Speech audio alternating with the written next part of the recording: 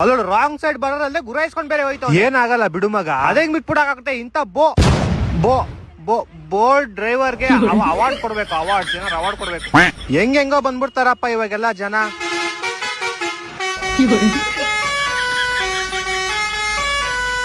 ಬಾರ ತೂರ್ಕೊಂಡ್ಬಿಡೋದಂತ ತಿರುಗಿಸ್ತೀನಿ, ತೂರ್ಕೊಂಡು ಹೋಗ್ಬಿಡು ಅಂದೆ ಅಪ್ಪ ಅಷ್ಟೇ.